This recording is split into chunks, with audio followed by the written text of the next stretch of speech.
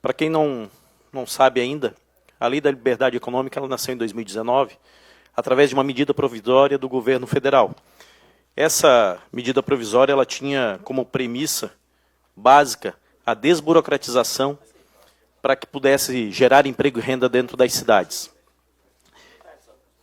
E essa desburocratização ela levava no artigo 3º, inciso 5º, a consideração e a presunção da boa-fé, levando em consideração que o empresário tem boa-fé. A partir disso, se definiu, através da aprovação da lei em setembro de 2019, e lembrando aos senhores vereadores que no dia 15 de agosto de 2019 nós propusemos aqui uma audiência pública, aqui está a lista de presença das pessoas que participaram da audiência pública naquela época, e foi a primeira audiência pública que foi transmitida pela TV Câmara na ocasião.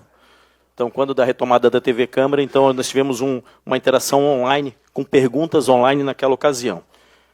Logo em seguida, depois, em setembro, a lei ela foi efetivada, e essa lei ela tem a premissa de dispensar para as atividades de baixo risco, para fins dispostos nessa lei, considera-se atos públicos, então dispensa todo ato público. E aí considera-se todo ato público o que é?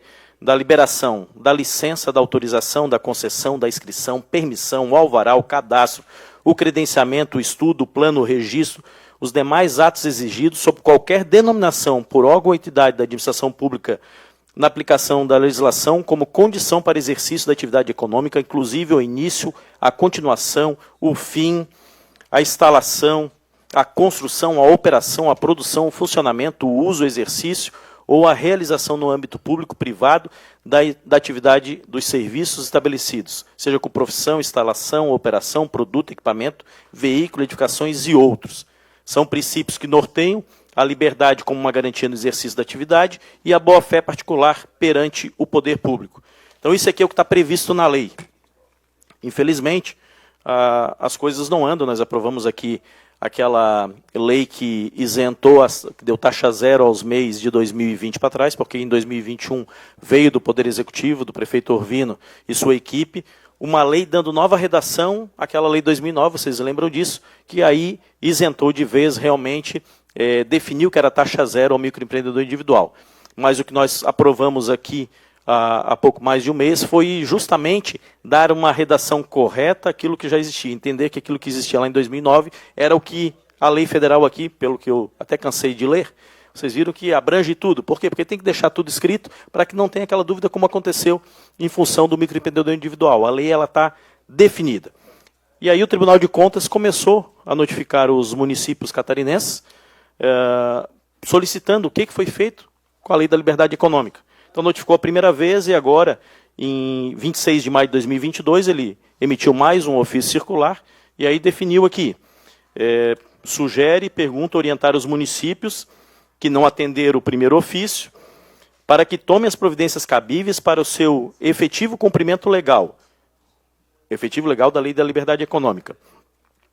Observando que a obediência às referidas leis não tem relação com autorizar tratamentos diferenciados para micro e pequenas empresas e microempresas individuais, não equivale a dar enquadramento empresarial simplificado, nem concessão de alvará provisório, tampouco representa simplificar a concessão de alvará sem dispensá-lo. Ainda, a obediência legal mencionada não corresponde a reduzir o prazo de abertura das empresas ou qualquer outras situações que não são definidas na Lei da Liberdade Econômica, que dispensa atos públicos de liberação para as atividades econômicas consideradas de baixo risco.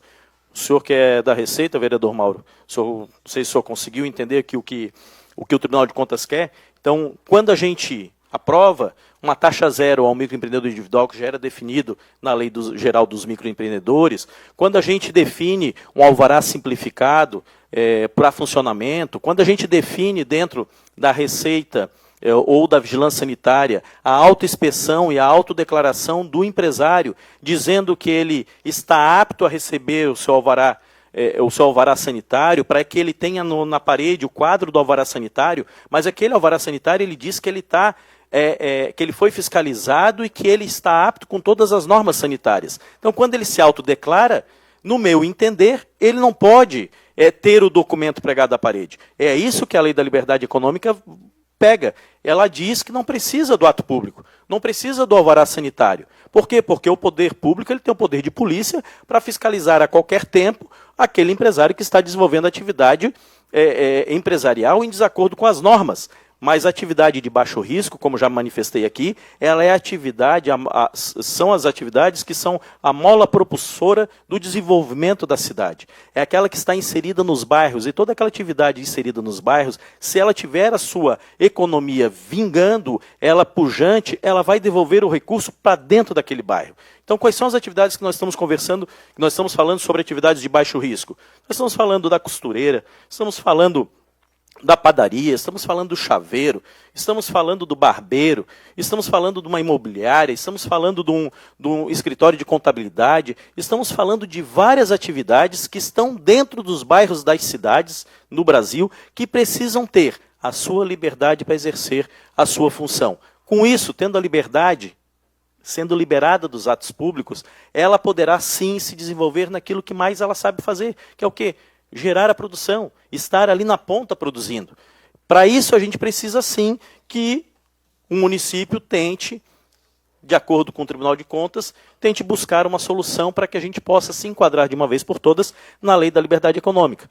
E aí, eu trago aqui agora um exemplo, saindo uma lei complementar de 2022, agora de maio, de um município pertinho da gente, aqui da Grande Florianópolis, onde instituiu 3 de maio de 2022.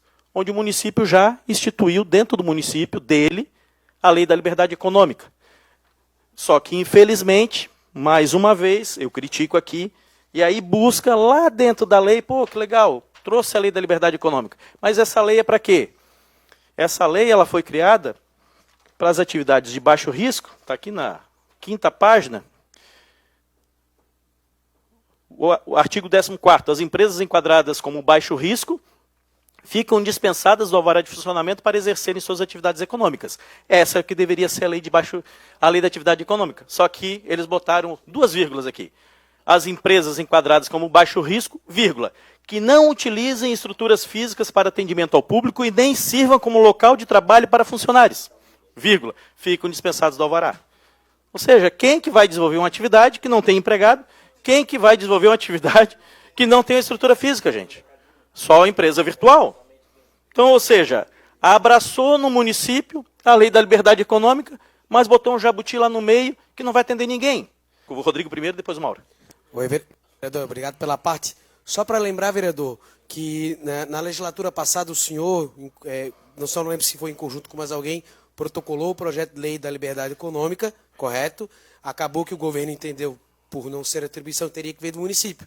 E eu e o senhor, faz mais de um ano que fomos à Secretaria de Desenvolvimento Econômico pedir para que, nós até ajudamos na construção de um texto, e até hoje essa lei não veio para cá. E a gente acabou entendendo que realmente teria que vir do Executivo para esta casa. Então, mais uma cobrança tem que ser feita ao governo, Secretaria de Desenvolvimento Econômico, para mandar esse projeto de uma vez por todas para o município estar dentro da Lei da Liberdade Econômica plenamente, né? E sem esse tipo de jabuti, óbvio. Jóia. Junto com o vereador William Quadros.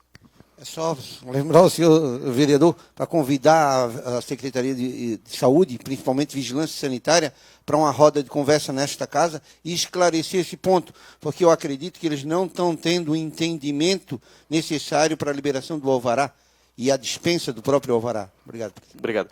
Vereador, nós fizemos na audiência pública e a diretora na época me disse assim, vereador, mas se nós tirarmos esses atos públicos, nós vamos viabilizar mais de 90% da nossa arrecadação. Então, 90% da arrecadação é atividade de baixo risco dentro da vigilância sanitária. Se nós pensarmos isso, daí eu disse para ela, que bom que é mais 90%, porque daí você está livre, todos os fiscais, para ir a campo fazer a fiscalização. E nós não podemos viver de taxa. O município que quer viver de taxa, ele está fadado ao insucesso. Tem que viver, sim, do desenvolvimento, da geração de impostos que aquela empresa vai dar ao município. Muito obrigado, boa tarde.